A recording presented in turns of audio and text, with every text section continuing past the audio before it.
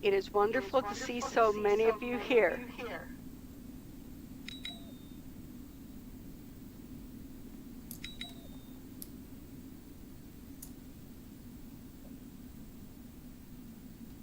Member of ISTE. I will be the moderator for this panel discussion. First, some housekeeping. This panel discussion will be in voice chat, so please make sure to have that enabled and have your mic turned off. There is information near the front of the stage regarding this, and also how to use your camera controls to zoom in closer to the action. Please do not click on the slide viewer screen. This may advance the slides before the presenter is ready. Be patient. The images will resolve.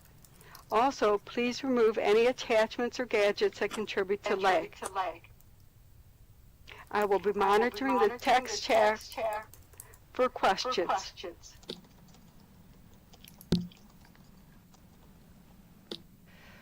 Okay, our panel discussion today is multi-campus colleges and universities in Second Life.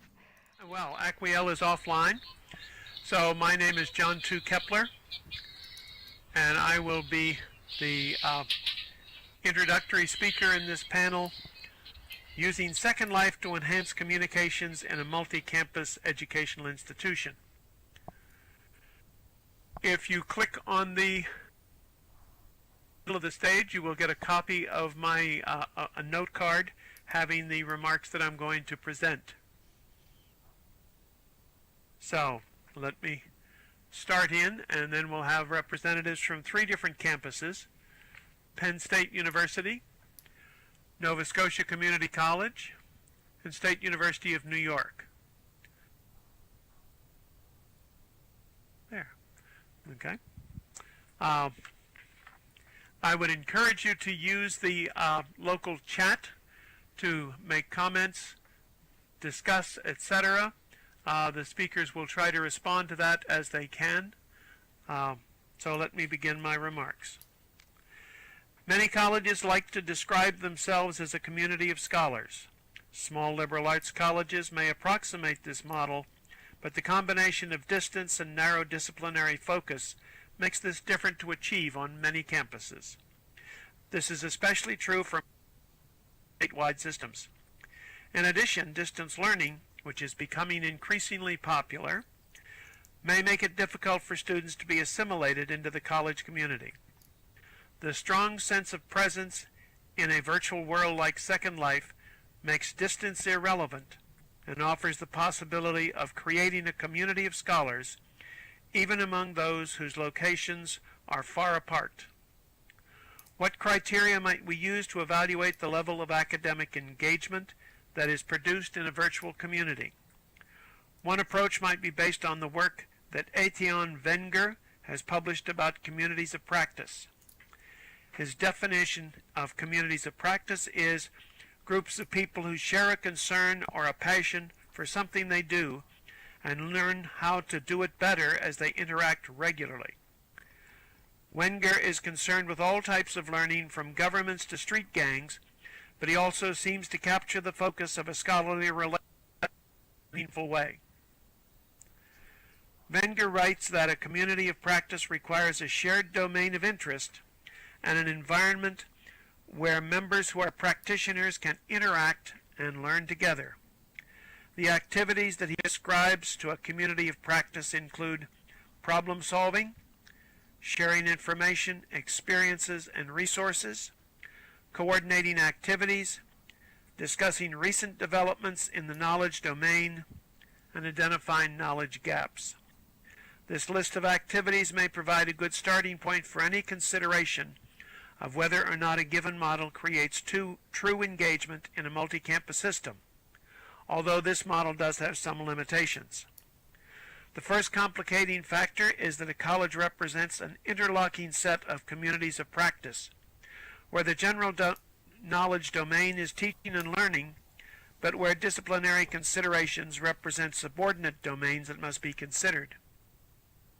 Chemists can engage economists about general teaching methods, but there should also be opportunities for these groups to interact separately to explore concerns specific to their disciplines.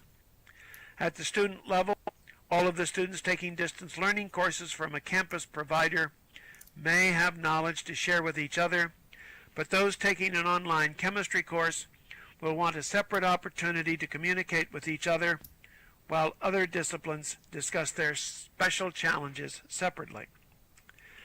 The second complication when discussing virtual environments is the role that the sense of presence plays in the learning process. A working definition of presence may be that when two individuals are communicating in a virtual environment, there must be appropriate cues and stimuli to encourage those communicating to a belief that they're in the same physical space, even though they may be far apart geographically. There are various levels of from listening on the radio to a true virtual reality system. A sense of presence clearly contributes to effective engagement, but even when two people are in the same room, there may be relatively little sense of presence. Sometimes students demonstrate this during large lecture sections. The degree of presence is dependent on both the environment and the user. In general, those who spend more time in a virtual world seem to develop a stronger sense of presence than those who encounter this experience for the first time. In summary, the topic of engagement is clearly of importance in geographically diverse multi-campus systems, but the methods to assess how intense the engagement might be in a given situation are not well defined. Presumably, the criteria will include how effectively Second Life offers a feeling of presence, how it can be adjusted to both provide general interaction as well as discipline-specific interaction, and what types of interactions, such as problem sharing information, experiences, and resources, coordinating activities, discussing recent developments in the domain, and identifying knowledge gaps are typical of the experience. I join the audience in looking forward to hearing how these representatives from 3 different types of higher educational systems can relate these ideas to what they and their colleagues have been doing in Second Life. The first speaker will be from Penn State University, Shannon Rutkowski. Shannon. Hi, John. Thanks very much. Like John said, my avatar name is Shannon Rutkowski. My real name is Shannon Ritter, and I'm the Social Networks Advisor for Penn State World Campus. Penn State World Campus is the online distance education campus for Penn State University. Before I go any further, I just want to be sure that everyone is hearing me okay, that I'm not too soft, not too loud. Are we okay with that?